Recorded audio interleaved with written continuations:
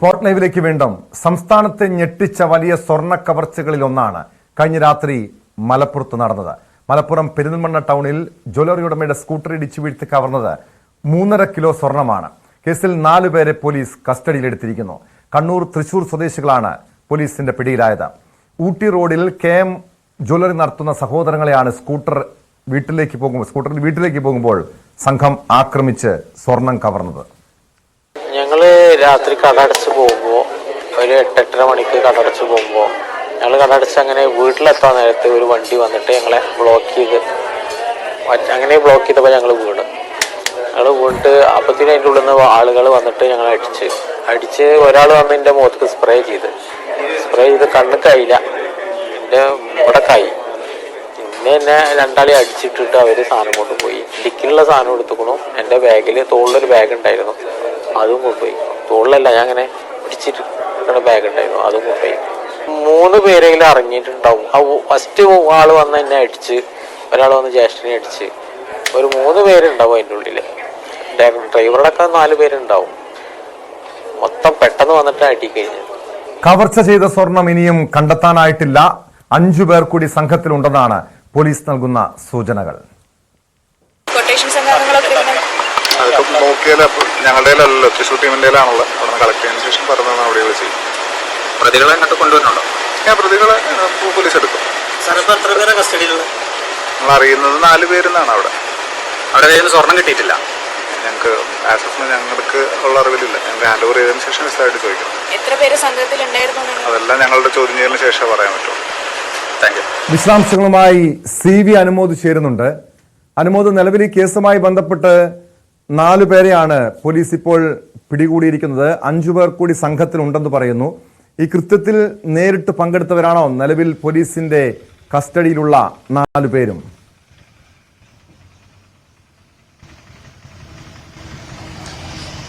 Tom, നമ്മളിപ്പോൾ നിൽക്കുന്നത് ഈ പെരിന്തൽമണ്ണയിൽ ഇന്നലെ ഈ സംഭവം നടന്ന അതേ ഇടത്താണ്.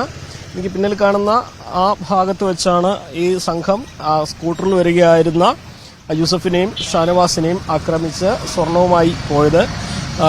ഇവർക്ക് നമ്മൾ ഈ നിൽക്കുന്ന ഇടത്തിന് നേരെ മറുവശത്താണ് അവരുടെ വീട്. ആ വീട്ടിലേക്ക് പോകാൻ വണ്ടി തിരിക്കുന്ന ഇതിനിടെയാണ് ഈ ഒരു കൃത്യം നടന്നിട്ടുള്ളത്.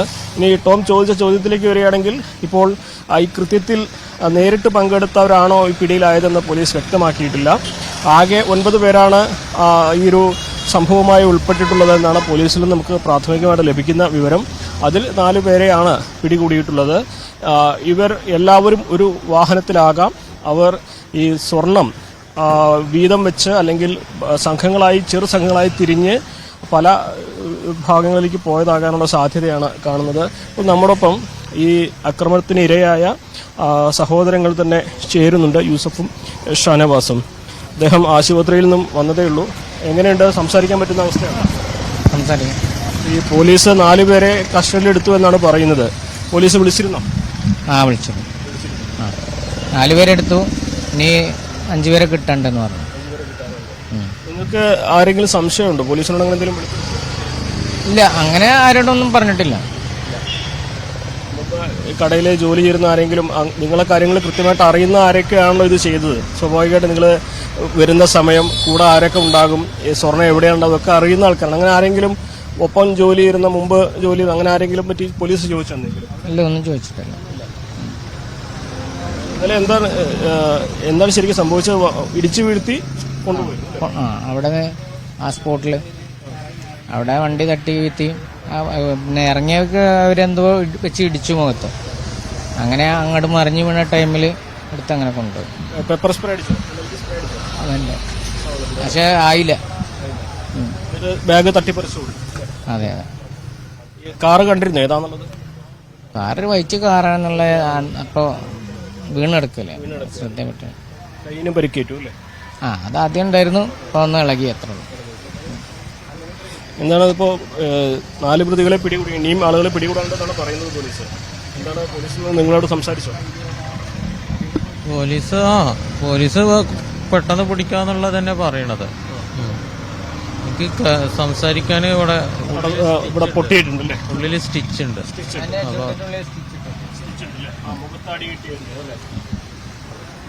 പോലീസ് പറയുന്നത് പ്രധാനമായിട്ടും ഇത്തരത്തിലുള്ള സംഘങ്ങളെ തന്നെയായിരിക്കും. അപ്പോൾ അങ്ങനെ ആരെങ്കിലും മുമ്പ് സമീപിക്കുക, ഭീഷണിപ്പെടുത്തുക അങ്ങനെ എന്തെങ്കിലും ചെയ്തായിട്ട്? ഇല്ല, നമ്മൾ ഇത്രയും വർഷത്തിൻ്റെ അടുത്ത് അങ്ങനെ ഒരു അനുഭവം ഇല്ല നമുക്ക്. ഫസ്റ്റ് ടൈമാണ്. കടയിലാണെങ്കിൽ നിങ്ങൾ രണ്ടുപേരും മാത്രമേ ഉണ്ടാവാറുള്ളൂ? ഇല്ല. എത്ര വർഷമായി ഇപ്പോൾ പെരുന്തൽമണ്ണ? ഫാദറായിട്ട് തുടങ്ങിയ ഒരു 10-15 വർഷമായി. നിങ്ങൾ ഏറ്റെടുത്തതിന് ശേഷം അല്ലേ? ഞങ്ങൾ ഏറ്റെടുത്തിട്ട് ഒരു 10-20 വർഷമായിട്ടുണ്ടാവും അല്ലേ? 20ന്റെ മേലെ 25 വർഷമൊക്കെ ഉണ്ട്. ഫാദർ അതിന് മുമ്പ് ഒരുപാട് വർഷം ഉണ്ട്. ഫാദറായിട്ട് തുടങ്ങിയതാണ്. കാര്യം പെരുന്തൽമണ്ണ വേണ്ടി സ്വർണ്ണക്കടത്ത് സംഘങ്ങളൊക്കെ ഒരുപാട് മുമ്പും പല വിഷയങ്ങളുണ്ടായിട്ടുണ്ടല്ലോ. അങ്ങനെ ഏതെങ്കിലും സംഘങ്ങൾ നിങ്ങളെ ഏതെങ്കിലും ഘട്ടത്തിൽ ഭീഷണിപ്പെടുത്തുക അങ്ങനെ എന്തെങ്കിലും ചെയ്തായിട്ടില്ല? ഇല്ല, അങ്ങനെയൊന്നുമില്ല. ഈ കാലം വരെ അങ്ങനെയൊന്നുമില്ല. അതുകൊണ്ട് തന്നെ നമ്മൾ പ്രതീക്ഷിച്ചതുമില്ല ഇങ്ങനെ ഒരു ആക്രമണം പറ്റി. കടയിൽ എന്തുകൊണ്ടാണ് സ്വർണ്ണം സൂക്ഷിക്കാൻ സൗകര്യമില്ലാത്തതുകൊണ്ടാണ്? അതെ, ഓടിട്ട ബിൽഡിംഗ് ആണ്. അപ്പോൾ ഉള്ളിലേക്ക് ഇറങ്ങാൻ സൗകര്യമാണ്. അപ്പോൾ അത് സേഫ്റ്റി അല്ല അവിടെ വെക്കണേ. അതുകൊണ്ട് ഡെയിലി കൊണ്ടുപോകും. ആഭരണങ്ങളായിട്ടായിരുന്നു സ്വർണ്ണം? അതെ അതെ. എത്ര പവൻ്റെ ഉണ്ടായിരുന്നു? അതൊരു 3 കിലോന്റെ മേലെ കൊണ്ടുവരും, തിരിച്ച് രാവിലെ കടയിൽ കൊണ്ടുപോകും. അതെ അതെ. ഇപ്പൊ പ്രതീക്ഷയുണ്ടോ 4 പേരെ പിടികൂടിയെന്നുള്ള പോലീസിന് വിവരം കിട്ടി? അവര് ഇന്നലെ ഈ സമയം കൊണ്ട് 4 പേരെ പിടിച്ചില്ലേ. പിന്നെ സ്പോട്ടൊക്കെ അവർ ഏകദേശം മറ്റുള്ളവർ എവിടെ എന്നൊക്കെ അവർക്കറിയാലോ. അവരേതാണ്ട് അത് നിഗമനത്തിലെത്തിക്കണം. അപ്പൊ ഇനി ബാക്കിയും അവര് സ്പീഡാണ്. അവര് ഇത്ര സമയം കൊണ്ട് ഇത്രയൊക്കെ ചെയ്തില്ലേ. പ്രതീക്ഷയാണ്. ഉണ്ട്. അതാണ് ടോം, അവർ ആ പ്രതീക്ഷയാണ് പങ്കുവച്ചത്. ഇത്രയും സമയം കൊണ്ട് എന്താണെങ്കിലും പ്രതികളിൽ 4 പേരെ പിടികൂടാൻ കഴിഞ്ഞതുകൊണ്ട് തന്നെ ബാക്കിയുള്ളവരിലേക്ക് വളരെ വേഗം അന്വേഷണ സംഘത്തിന് എത്താൻ സാധിക്കുമെന്ന ഒരു പ്രതീക്ഷയാണ് പങ്കുവയ്ക്കുന്നത്. ഇതിലേറ്റവും പ്രധാനപ്പെട്ട ഒരു കാര്യം, നമുക്ക് അന്വേഷണ സംഘവുമായി സംസാരിച്ചപ്പോൾ മനസ്സിലായ ഒരു കാര്യം, ഇവർ 9 അംഗ സംഘം, ഈ 9 അംഗ സംഘം വളരെ കൃത്യമായിട്ട് ഇവരെ നിരീക്ഷിക്കുകയും ഇവരുടെ ആ ശൈലി എങ്ങനെയാണ് ഒരു ദിവസം കടയിലേക്ക് വരുമ്പോൾ സ്വർണം കൊണ്ടുപോകുന്നതും തിരിച്ചു കൊണ്ടുവരുന്നതും ഒക്കെ കൃത്യമായിട്ട് നിരീക്ഷിക്കുന്ന തരത്തിലാണ് സാഹചര്യം ഉണ്ടായിട്ടുള്ളത്. അപ്പോൾ അങ്ങനെ ഒരു സംഘം കൃത്യമായിട്ട് ഈ ഇവരുടെ നീക്കങ്ങൾ ഈ തട്ടിപ്പ് സംഘത്തിന് പറഞ്ഞു കൊടുക്കുന്നുണ്ടായിരിക്കാം. അങ്ങനെ ഇവിടെ വലിയ ഇപ്പോൾ നമ്മൾ നിൽക്കുന്ന സ്ഥലത്ത് രാത്രിയാകുമ്പോൾ വലിയ തിരക്കുള്ള ഭാഗമൊന്നുമല്ല. കടകളൊക്കെ നേരത്തെ അടയ്ക്കും. പിന്നെ ഇവിടെ അത്ര വലിയ ആൾക്കൂട്ടമൊന്നും ഉണ്ടാവാൻ സാധ്യതയില്ല. അപ്പോൾ കൃത്യമായിട്ട് ഇവിടെ നിന്ന് തന്നെ ആക്രമിച്ച് ഈ കാണുന്ന വഴിയിലൂടെ, അതായത് എനിക്ക് നേരെ കാണുന്ന ഈ ഒരു വഴി, ഇത് തൃശ്ശൂരിലേക്കും ചെർപ്പളശ്ശേരിയിലേക്കും പോകുന്ന റോഡാണ്. ഈ വഴി നേരിട്ടാണ് അവർ പോയിട്ടുള്ളത്. അങ്ങനെ ചെർപ്പളശ്ശേരി വഴിയാണ് ആദ്യം അവർ കടന്നു കളഞ്ഞിട്ടുള്ളതെന്നാണ് CCTV ദൃശ്യങ്ങളുടെ അടിസ്ഥാനത്തിൽ പോലീസിന് മനസ്സിലാക്കാനായത്. ഈ വാഹനം ഇവരെ ആദ്യം ഇന്നോവയോ മാർസയോ ഏതൊരു വാഹനമാണ് എന്ന സംശയത്തിൽ ആണ് പോലീസ് അന്വേഷണം തുടങ്ങിയത്. അങ്ങനെ CCTV ദൃശ്യങ്ങളുടെ സഹായത്തോടെയാണ് ഈ വാഹനം തിരിച്ചറിഞ്ഞത്. അതേ ആ ദൃശ്യങ്ങളുടെ സഹായത്താൽ പോലീസ് നടത്തിയ അന്വേഷണത്തിലാണിപ്പോൾ തൃശ്ശൂരിൽ നിന്നും ഈ ഒരു സംഘം ഈ വാഹനത്തിൽ നിന്ന് ഇവരെ പിടികൂടിയത്. ഇവർക്കൊപ്പം ഉണ്ടായിരുന്ന മറ്റുള്ളവർ അവർ ഈ സ്വർണവുമായി കടന്നു കളഞ്ഞിട്ടുണ്ട് എന്ന് തന്നെ പോലീസിന് വ്യക്തമായിട്ടും മനസ്സിലായിട്ടുണ്ട്. ഇവർ 9 പേരും ഒരുമിച്ചായിരുന്നു. പല ഭാഗങ്ങളിലായിട്ട് ഇവരിറങ്ങി അവർ ഒരു വിവിധ ഇടങ്ങളിലേക്ക് പോയി എന്നാണ് പോലീസിന്റെ പ്രാഥമികമായിട്ടുള്ള ഒരു നിഗമനം. അതുകൊണ്ട് തന്നെ ഇവരെ കണ്ടെത്താനുള്ള ശ്രമങ്ങളാണിപ്പോൾ പോലീസിന്റെ ഭാഗത്തും നടക്കുന്നത്. ഏറെ വൈകാതെ വൈകുന്നേരത്തോടെ മാത്രമേ തൃശ്ശൂരിൽ നിന്നും കസ്റ്റഡിയെടുത്ത പ്രതികളെ പെരിന്തൽമണ്ണയിലേക്ക് എത്തിക്കൂ എന്നാണ് അന്വേഷണ സംഘം നമ്മളെ അറിയിച്ചത്. എന്നാണെങ്കിലും പോലീസിന്റെ അന്വേഷണം വളരെ കാര്യക്ഷമമായി. നിലവിൽ പോലീസിന്റെ പിടിയിലായ 4 പേരുടെയും ദൃശ്യങ്ങൾ പുറത്തു വന്നിട്ടുണ്ട്. ഈ കവർച്ചയ്ക്ക് ഇരയായ ഈ ജ്വല്ലറി ഉടമകൾക്ക് ഇവരെ ഇതിനു മുൻപ് കണ്ടു പരിചയമുണ്ടോ? ഈ സമീപ പ്രദേശങ്ങളിലുള്ളവരാണോ? നേരത്തെ സൂചിപ്പിച്ചു കണ്ണൂർ തൃശ്ശൂർ സ്വദേശികളാണെന്ന്. പക്ഷേ ഈ മലപ്പുറം പെരിന്തൽമണ്ണ പ്രദേശവുമായി വലിയ ബന്ധമുള്ളവരാണോ? അതല്ലെങ്കിൽ ഏതെങ്കിലും പ്രാദേശിക സഹായം ഇവർക്ക് ലഭിച്ചിരുന്നോ? എന്താണ് ഈ ജ്വല്ലറി ഉടമകളും പോലീസും നൽകുന്ന വിവരങ്ങൾ?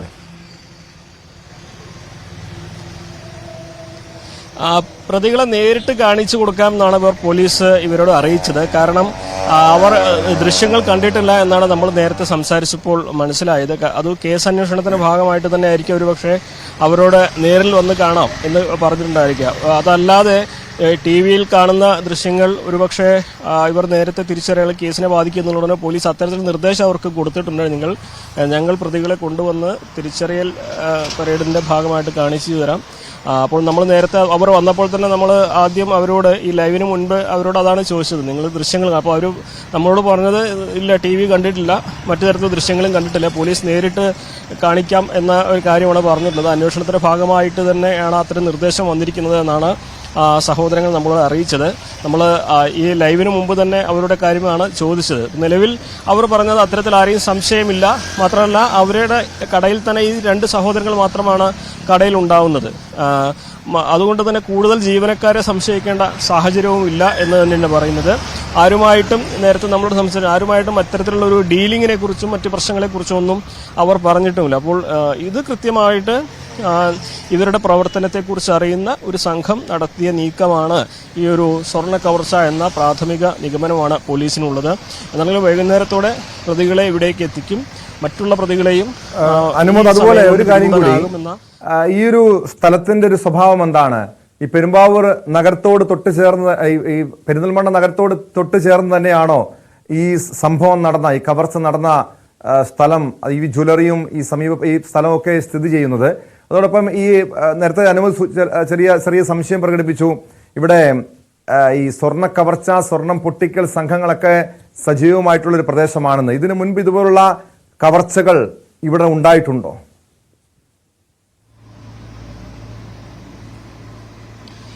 ടോം, ഞാൻ ഈ നിൽക്കുന്നത് പെരിന്തൽമണ്ണ നഗരത്തിലേക്ക് പോകുന്ന പ്രധാനപ്പെട്ട ഇടത്താണ്. അതായത് നമുക്ക് ആ ക്യാമറ അവിടേക്ക് തിരിച്ചാൽ നമുക്ക് കാണാൻ കഴിയും, അവിടുന്ന് ഇടതുവശത്തേക്കാണ് ഈ ജൂബിലി ബൈപ്പാസ് ജംഗ്ഷൻ പോകുന്നത്. അവിടുന്ന് ഇങ്ങോട്ടുള്ള ഈ വഴി നേരെ ചെന്നെത്തുക പെരിന്തൽമണ്ണ നഗരത്തിൽ. ഇവിടുന്ന് ഏകദേശം ഒരു 1 കിലോമീറ്റർ മാത്രമാണ് നഗരത്തിലേക്കുള്ളത്. നഗരത്തിലെ തിരക്ക് ഇവിടെ എത്തുമ്പോൾ ഇല്ല, താരതമ്യേന തിരക്ക് കുറഞ്ഞ ഒരു സ്ഥലമാണ്. വ്യാപാര സ്ഥാപനങ്ങളൊക്കെ വൈകുന്നേരത്തോടെ അടയ്ക്കുന്ന ഒരു ഇടമാണുള്ളത്. അതുകൊണ്ട് നഗരത്തിലെ തിരക്ക്, നഗരത്തിൽ രാത്രി ഒരു 8 മണിയോടെ തിരക്കൊഴിയുന്നതാണ് പെരിന്തൽമണ്ണയുടെ സ്വഭാവം. ഈ ലേറ്റ് നൈറ്റ് ഷോപ്പിംഗ് പോലത്തെ രീതികളൊന്നും ഇവിടെ ഇല്ല. അവിടെ ചില എക്സ്പോകളും അതേപോലെയുള്ള പ്രദർശനങ്ങളും ഒക്കെ മാത്രമാണ് രാത്രി സജീവമാക്കുന്നത്. മറ്റ് കടകളൊക്കെ 8 മണിയോടെ തിരക്കൊഴിയുന്ന ഒരു രീതിയാണ് പെരിന്തൽമണ്ണയിലുള്ളത്. അപ്പോൾ ആ ഒരു സമയത്ത് ഇവർ തിരിച്ചു വരുമ്പോൾ ആരും അധികം ഉണ്ടാകില്ല എന്ന കൃത്യമായ ധാരണയിൽ ഈ പ്രദേശത്തെക്കുറിച്ചും ഇവിടുത്തെ റോഡുകളെക്കുറിച്ചും ഒക്കെ മനസ്സിലാകുന്നവരാണ് ഈ ഒരു കൃത്യം ചെയ്തത്. ഒരുപക്ഷെ അവർ ഈ ഒരു ദിവസം കണക്കാക്കിയ ദിവസങ്ങൾക്ക് മുമ്പേ ഇവിടെ വന്ന് ക്യാമ്പ് ചെയ്ത നിരീക്ഷണമൊക്കെ തുടങ്ങിയിരിക്കാം.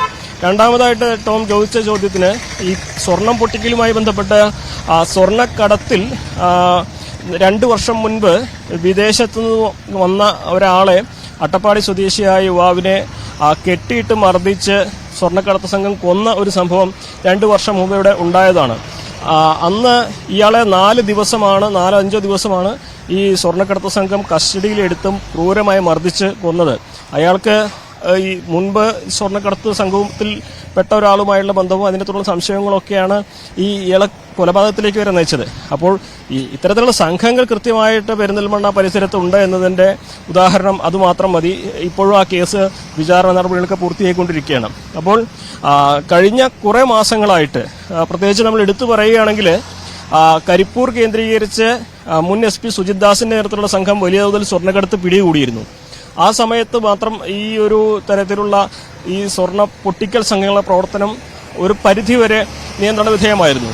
തുടർന്നുണ്ടായ വിവാദങ്ങളൊക്കെ നമ്മൾ തന്നെ ഒരുപാട് റിപ്പോർട്ട് ചെയ്തതാണ്. ഈ സ്വർണ്ണക്കടത്ത് പിടികൂടുന്നതിനെ കുറിച്ച് PV അൻവർ നടത്തിയ പരാമർശവും അതൊക്കെ പോലീസിന്റെ പ്രവർത്തനത്തെ ഒരു പരിധിവരെയൊക്കെ ബാധിച്ചിട്ടുണ്ട്.